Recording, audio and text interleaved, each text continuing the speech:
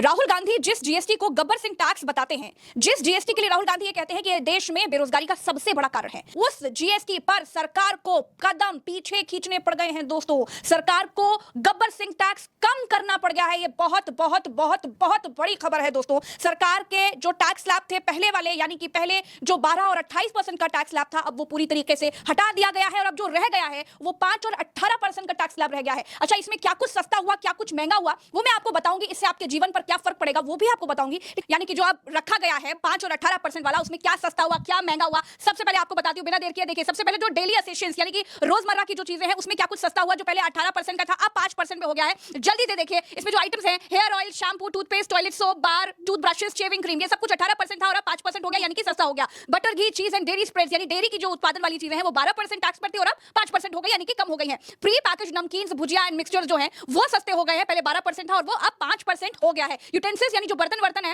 वो पहले 12% जीएसटी पर थे और अब 5% जीएसटी पर आ गए, यानी ये भी सस्ते हो गए हैं। इसके बाद बच्चों के लिए जो राहत की खबरें हैं, जो माता पिता नए हैं उनके लिए जो राहत की खबर वो ये है कि फीडिंग बॉटल्स हो गए, नैपकिन्स हो गए और क्लिनिकल डायपर्स हो गए। ये मतलब बच्चों की जो एसेंशियल्स चीजें हैं, वो जो पहले 12% टैक्स पर थी, वो अब 5% टैक्स पर हो गई, यानी यहां भी राहत है। इसके बाद सीविंग मशीन्स एंड पार्ट्स हैं, जो सिलने उलने वाली जो मशीन्स हैं, उनके जो पार्ट्स हैं, वो भी जो 12% थे, अब 5% पर आ गए हैं, यानी ये कम हो गए हैं। अब सीधे चलते हैं नीचे, हेल्थ केयर सेक्टर यानी मेडिकल वाला जो सेक्टर है, उसमें क्या कुछ सस्ता हुआ वो मैं आपको बताती हूं। और साथ साथ नील किस में हो गया, यानी जिस पर टैक्स था और अब टैक्स जीरो हो गया, वो भी बताती चलती हूं। बड़ा आराम से सुनिएगा। Individual health and life insurance जो है, जिसमें 18% टैक्स लगता था, अब नील हो गया, यानी कि जीरो टैक्स हो गया। थर्मामीटर, जिससे बुखार नापा जाता है, वैसी चीजों पर जो 18% टैक्स था, वो अब घट करके 5% हो गया है। इसके अलावा मेडिकल ग्रेड ऑक्सीजन जो है, वो 12% टैक्स पर था और अब 5% हो गया है। और डायग्नोस्टिक किट्स एंड रीजेंट्स, यानी कि जो डायग्नोस्टिक किट्स होती हैं, वो अब 12% से हट करके 5% पर आ गई, यानी ये भी सस्ती हो गई है। ग्लूकोमीटर एंड टेस्ट स्ट्रिप, यानी वो डायबिटीज वाली जो मशीन्स हैं, वो भी अब ग्लूकोमीटर भी सस्ता हो गया, 12% था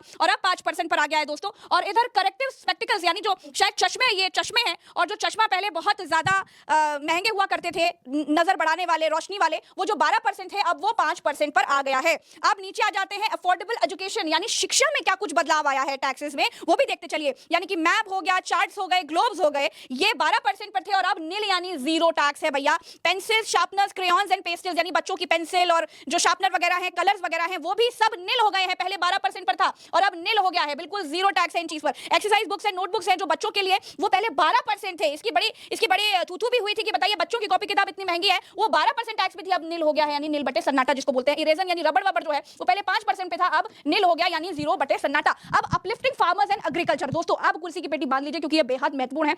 देश के जो किसान हैं, उनको कितनी राहत मिली है इससे, वो आपको जानना चाहिए। बेशक मिडिल क्लास के लिए ये राहत वाला दिखाई दे रहा है, लेकिन आपको मैं बता दूं फार्मर्स के लिए क्या कुछ हुआ है। देखिए, tractor and tyres and parts, यानी ट्रैक्टर के जो टायर होते हैं और भी जो एसेंशियल पार्ट्स होते हैं, वो पहले 18% जीएसटी पर थे और वो घट करके 5% हो गया है। इसके बाद देखिए, ट्रैक्टर्स जो पहले 12% थे, 12% से घट करके वो 5% टैक्स पर आ गया है, यानी कम हो गया है। इसके बाद specified bio pesticide, micro nutritions, यानी कि जो दवाइयां वगैरह होती होंगी किसानों के लिए उपयोग में जो आती होंगी, वो 12% से घट करके 5% हो गई है। Drip irrigation system and sprinklers जो है, वो 12% से घट करके भाई 5% पर आ गया है। इसके बाद एग्रीकल्चर, हॉर्टिकल्चर और forestry machines for soil preparation, cultivation, harvesting and threshing, ये सब जो चीजें हैं, ये जो किसानी से जुड़ी हुई चीजें हैं, वो 12% पे थी और अब 5% आ गई है। तो ये तो मिला है किसानों को, यानी कि ये जो हुआ है ये किसानों के लिए हुआ है। अब चलते हैं ऑटोमोबाइल, यानी गाड़ी और बाइक, और इन सब में क्या कुछ सस्ता महंगा हुआ वो भी देखते चलिए। Petrol and petrol hybrid LPG CNG cars not exceeding 1200 CC 4000 mm, यानी कि 1200 सीसी के नीचे जो हैं, उनमें क्या अंतर है वो देखिए। 28% पर थी, 18% पर हो गई है, थोड़ा जबान स्लिप हो गई थी। Diesel and diesel hybrid cars जो हैं, वो भी नॉट एक्सीडिंग यानी 1500 सीसी से नीचे जो है, वो 28% पे थी, 18% पर हो गई है।